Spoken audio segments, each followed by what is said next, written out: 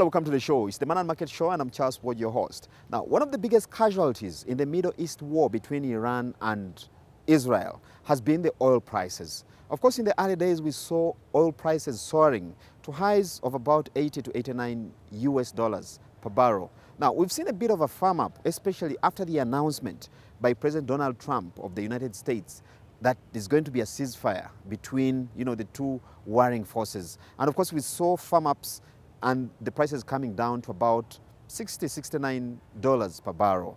Now, this is again threatened by reports that we are hearing of breaching of this ceasefire. But we'll be monitoring that story because it has huge implications to the global economy, given the fact that one of the key shipping routes is actually at the center of the conflict, and that is the Strait of Hormuz, where about 20% of global trade, especially in oil and gas, passes. Again, we'll be monitoring that situation and we'll be reporting to you, especially the impact this has on economies like Uganda. It is again Man and Markets. Welcome to the show. It is tough for business in Uganda to celebrate 10 years of existence, and especially existence that shows or traces lines and indeed points of progress. Now, in Uganda at this particular moment, we have a company that has existed for 30 years and still growing. That is Numa. Today we bring you the story of Numa Feeds, the journey of 30 years, what it means, and how they've been able to stay in business and keep growing or progressing over the years. We are celebrating 30 years, and these 30 years have not been easy. We have learned a lot of lessons, but most especially persistence.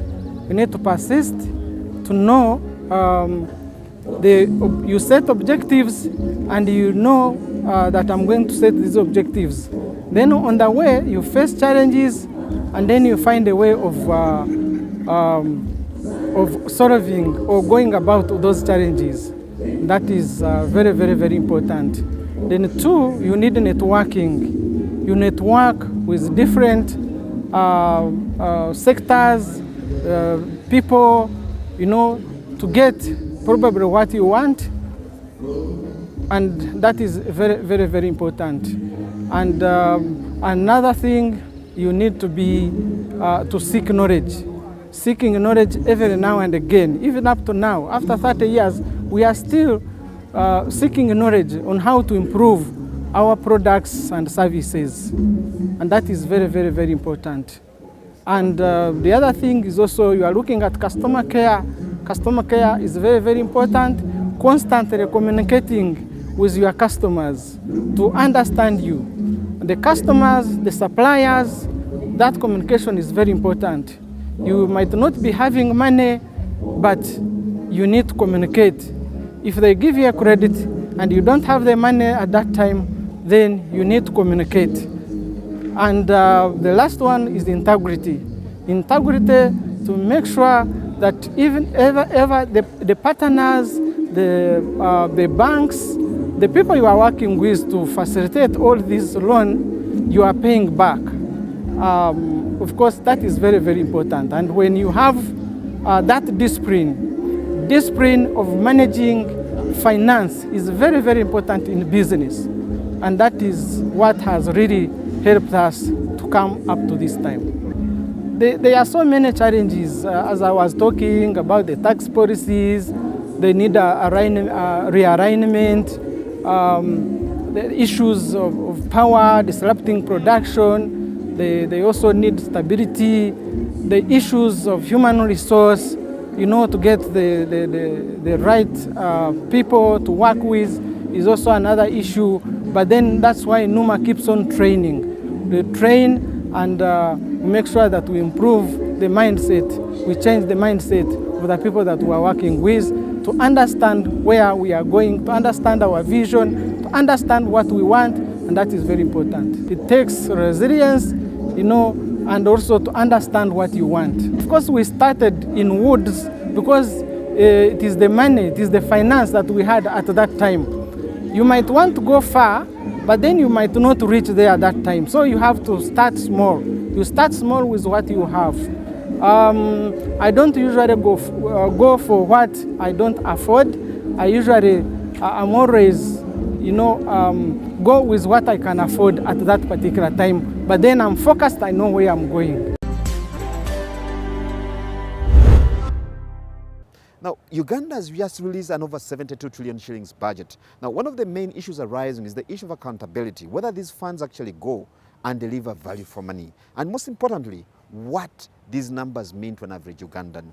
Now, with us this evening is a person from civil society to try and pick their take on, first of all, what this means, but then most importantly, what it would take the country to ensure that there's value for money in the monies released. This is a post-budget dialogue. I just want to, we launched the budget month. We were there at the reading of the budget. And today we want to bring to the attention of Ugandans some of the salient issues that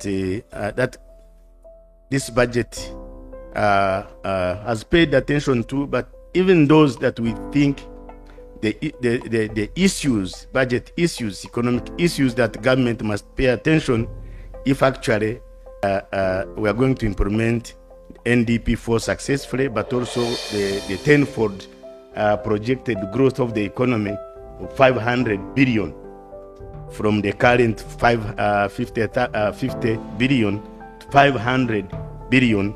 Unless government does the following that I want to quickly look through, then we cannot achieve that tenfold economic growth. A good ambition, but we need the legs that help us to reach there. Some of the issues that we want to bring to attention is, of course, is the corruption.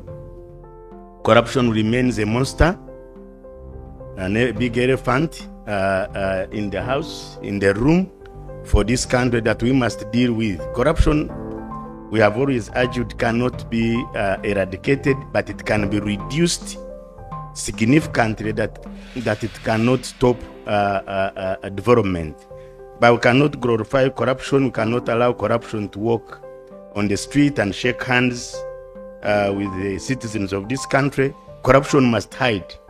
And so want to call upon government to seriously deal with the issue of corruption. Yes, we have a legal framework, policy framework, institutional framework to fight corruption, but I think the efforts need to be doubled. As you know, that we lose about 10 trillion shillings per year because of corruption, and that's the IGG report. So you imagine how much that money can do. So corruption remains a big challenge, but it can be tackled. The second issue that we want to put on the table is frequent supplementary budgets that come in the course of the financial year, which shows that we are very weak in planning. You cannot continue to bring supplementary budget as if you are not able to foresee and plan accordingly, because supplementary budgets cause economic distortions.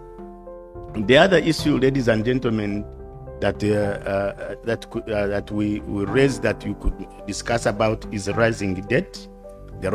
I just returned this morning from South Africa, where I was attending African think tanks meeting with the IMF, and I can assure you that it was Chatham House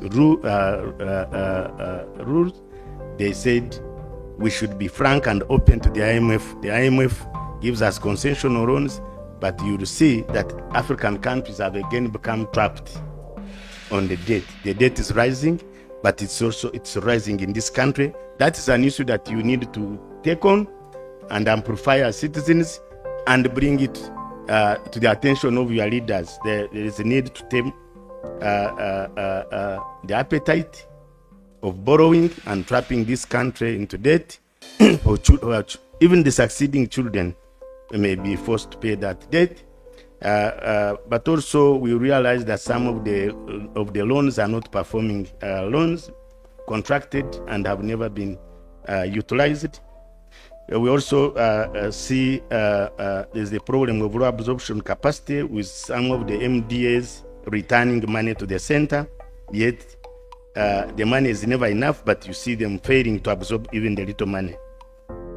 As I come to an end, my ladies and gentlemen, we also raise issues that we see that government needs to pay attention to, including the youth unemployment. Uganda is blessed. We produced children, but these children are not well skilled, are not well educated, and not well deployed. So a country, and the evidence has shown in terms of peace and security, that if a country has over 40% of its youth uneducated and unemployed, it stands a high chance of having rebellions. That is not me. You can read the book Greed and Grievance, The Economic Agendas of Civil Wars by Paulo Coelho. That's a scientific study. So we have youth which we'll talk about the youth dividend, but they're not skilled, they are not well educated, they are unemployed, and they are angry. So we need to deal with the youth crisis. Then the final issue I wanted to bring the attention is the issue of climate change and its impact on the possibility of reversing all the economic gains. You've seen when it rains, our infrastructure, roads that we have contracted loans to build can be washed away. We've seen it can affect our food security and can force even people to migrate and cause conflicts. So, and yet, when we see in this budget, in terms of climate financing, government has not paid much attention. Not enough money has been given to climate adaptation and mitigation. Just for information, is that we have a budget of 72.3 trillion Ugandan shillings. This budget is almost the same as last year's budget. And if you can see those graphs out there, you can see that 2022 we had 48, it went to 52, it went to 72, but it still remained at 72. And you can also recall our argument of saying, well, why are you always increasing the budget when you don't have money? But I think this time around, government has listened and said, okay, fine, let's try to live within our means. What made this slight increase is around budget support, but also domestic borrowing, which is going to increase from 8 trillion to 11 trillion. Budget support, I want you to take a very closer look at that, is because this means that there are those partners and donors who have decided to give government money to do what it wants. It's like a basket. You bring in money to the budget. But when it's a project support, it means that a development partner has decided and said, for me, I'm going to build for you the road. It's not that for me, I will give money and you put in the budget and do whatever you want. So we usually appreciate this budget support because it gives flexibility and leeway on what kind of activities you intend to implement. On what we worry about, of course, is the domestic borrowing, and we shall be seeing as we move along. Where does the money come from? The money, the 72 trillion, where it's coming from is that internally here as a country, we shall be able to raise 81.5% of the money, and that is around 58.9 trillion Ugandan shillings. But to break it down for us is that out of 58 trillion, URA will collect 37.2 trillion, which is around 51.4%. That's a very huge number. That half of our entire budget we are likely to collect the money and fund our own budget. Local governments and those who are spending money at source are likely to collect 328. Domestic borrowing, which we talked about, around 11 trillion. And there is this month of debt rollover of 10 trillion. So that is where the money is going to come from internally. Externally is that we are going to raise 11 trillion, but also, as I said, budget support around 2 trillion. So in total, we are likely to get 72.3 trillion Ugandan shillings. So where does the 7 million Ugandans reside? And I think this is where we try to bring a perspective. Whom are we targeting? The incidence of poverty remains high in rural areas compared to urban areas, with 75% of the population in rural areas and 24.8% in urban areas of the 7 million poor in 2023-2024. So you can see that poverty is still well entrenched in rural areas. I don't know if that is why government is trying to create urban centers everywhere, so that probably can deal with rural poverty. But between the period of 2005 and 6 to 2023 and 24, rural poverty has reduced from 34% to 19%, whereas urban poverty has gradually decreased from 13 to 10. So there is progress in terms of trying to see how we can be able to deal with poverty. But as you can see, is that majorly the rural areas are affected more than the urban areas. When we look at the region, and this is data from UBOS by the way, it's not CS-BAG data. When you look at UBOS, the northern region continues to lag behind with the highest poverty rates among all regions. And I think you could be able to see even in 2023-2024 that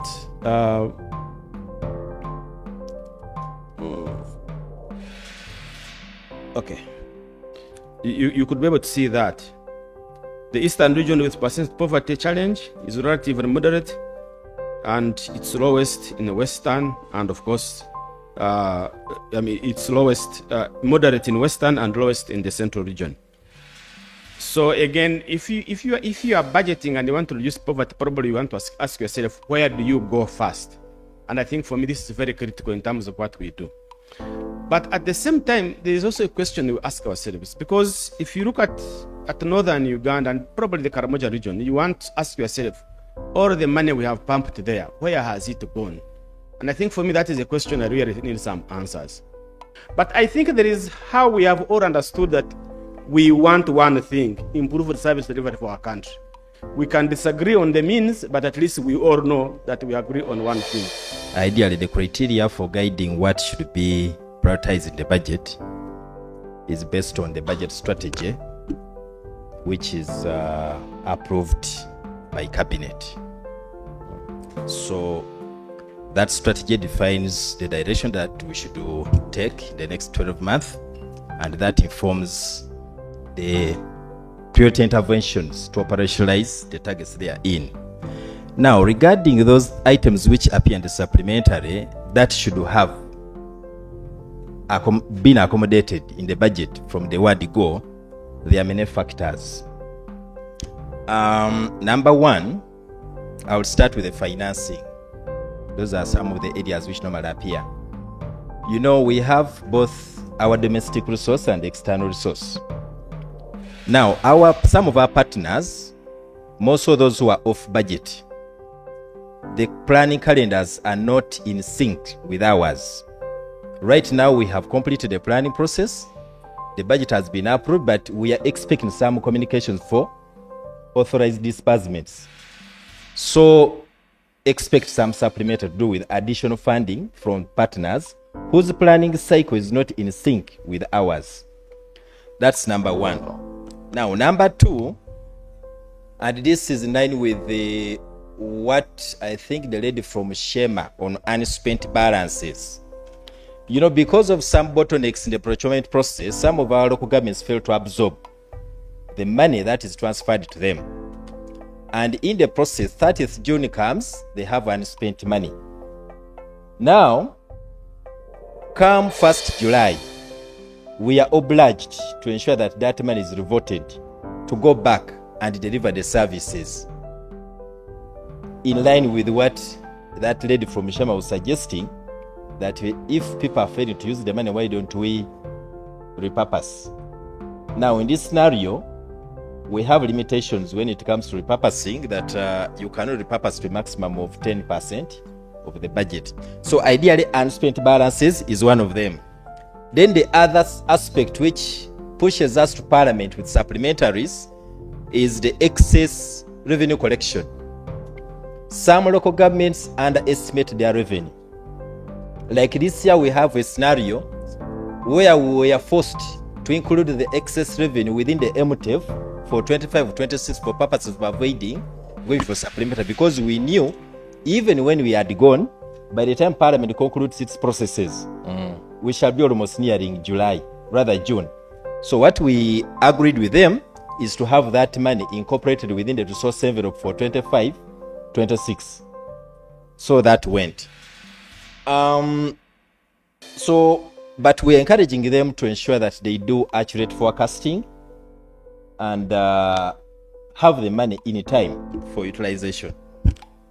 The other aspect on supplementary, of course, you know, they tell us down of the budget, as you are aware, is the president. And it is very difficult for him to exhaust all of the priorities within the planning time. So when new needs, you know, nowadays we don't use pressures. We used to use the word pressure, but it ceased too. When there are new needs which come on board, and he instructs us to take appropriate action. Yes, we do not normally act on everything, but we look at those with a critical impact on the economy, with a critical impact on the security of the country, with a critical impact on foreign investments. So generally, on the general policy direction of the country, we normally consider and have them captured within the framework for supplementary financing. So ideally, we consider directives from the executive, and then those other additional funding which is not provided for within the approved budget, excess revenues which local governments have collected, but they need to have it utilized.